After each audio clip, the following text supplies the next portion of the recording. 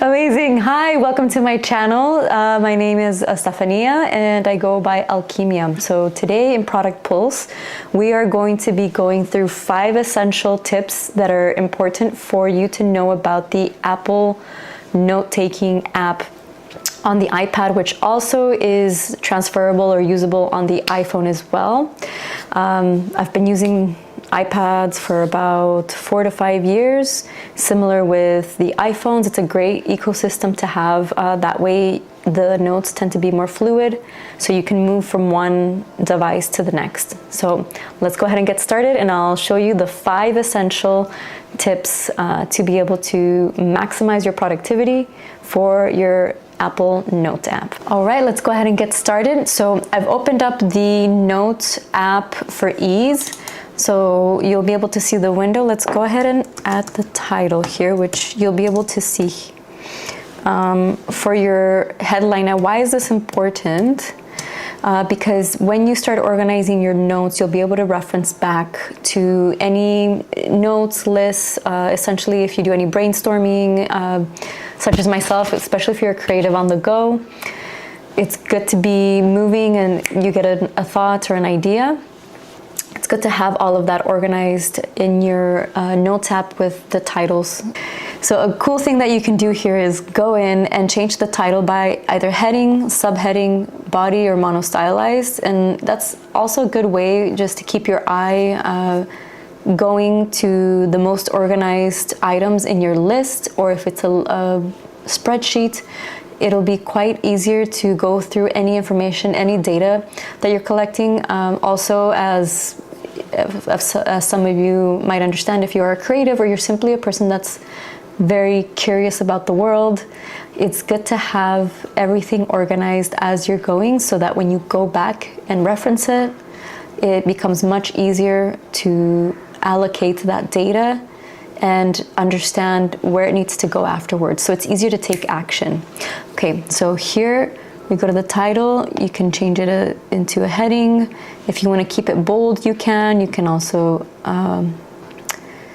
change the italicized form, put an underline. It's really up to you. You can even change the color of the font. So for ease, we'll go to purple. Let's go back to title, change this. Okay, so that's one way of customizing. And if you like to add a little flair, and like me, you like to add a little bit of color to your notes, the color code, it's a great way to do that. Another thing we're gonna learn is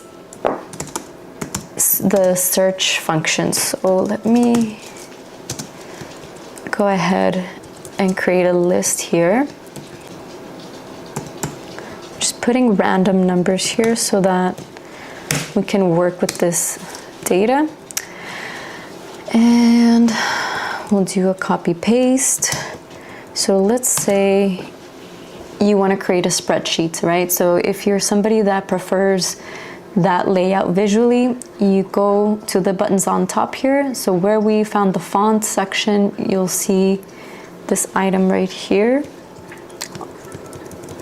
So we'll do a copy paste, click on here, and now it becomes a checklist. And what that does is, let's say if you have groceries, or if you're going out and picking up items, as you go, you can click on here, check them off, and then they'll automatically move to the bottom of the list. So it creates efficiency, creates productivity, and it eases up your workflow or your process flow, which is great. If you're more of a spreadsheet person, you can always click on the third button here. Once you do that, it'll go there. So it automatically brings up 4 squares where you can do the copy paste, add either all the items in one square or all the data in one square. If that's not what you're looking for, you can always add that spreadsheet on the data that's already there. So you would click on the third button again, and there you go. It's neatly organized. It's set as needed, and you can feel free to type in, add in more information. And I'll keep going here. And so as you're going and adding data, you can keep adding more to the spreadsheet. You can even adjust the box, each cell or each section. You can delete the columns or edit them and even format them further. So let's say that you have this list, right? You've organized it, you have it color-coded, but because it's so extensive and there's so much data in there, you just can't find that specific piece of information that you're looking for. This is where we go to the right-hand side. You're gonna click on the 1, 2, 3rd button here with the 3 dots. Go here into Find a Note. And let's say you're looking for item 56. So you type in 56, that's what you can recall, right? And as you can see, once you add it into the search bar at the bottom here, it'll say 2 of 2. So what it does, if you click on the arrows, it'll show you exactly where that number is. So because we have it in both places, now I can find it, and exactly, I remember the number was 56, so I go to that specific place, and now I can find the piece of information that I needed. Okay, now for the last essential piece, in order to create more flow, more productivity, and more efficiency when you're note-taking or data collecting, we're gonna go to the top bar again, and here, as we said, you have the font, the checklist, the spreadsheets, and we're gonna go to the paperclip icon. Click there, where you can do many things here, right? You can scan text, scan documents, you can add videos or photos, but one of the most important pieces that I see here, especially if you're somebody that does interviews, or they're, again, as a creative, there's ideas that are coming to your mind and you don't necessarily have the moment to look down and take notes, you can always record audio. So we're gonna click on the second to last line, and it actually transcribes your audio as well. So I'm just gonna record here. Testing, this is a testing audio, 1, 2, 3, 4, 5, 6, 7, 8, 9, 10. And so we're done here, right? So as you can tell, it's not only recorded the audio for you, it's also transcribing all of the information. So we're gonna click done. And when that's done, as you can tell, you not only have your color-coded title, right? You have your items or the checklist that we've created as you've gone throughout your day or wherever you were collecting all of that information. You have your spreadsheet with the data sets that you were looking for.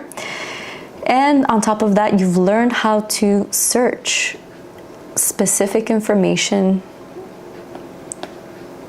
within your note, especially if it's a very data-heavy note that you're going through. And then lastly, we went through the recording where you're able to not only read the transcription, right? For ease, you can always read there, but you can also play that recording. Testing audio, 1, 2. And so those are the 5 essential tips that you should know that will maximize your productivity. Of course, giving you better efficiency when it comes to not only data collecting, also data management, and allocating your information in a way that's clear and effective. So if you ever want to collaborate or share this with someone eventually, it'll be easy for them to understand your flow, understand your process, and be able to go through your notes in this case. So thank you for watching. Please subscribe to the channel. We'll be uploading more videos. If you like this video, please give it a like. And yeah, I'll see you in another video.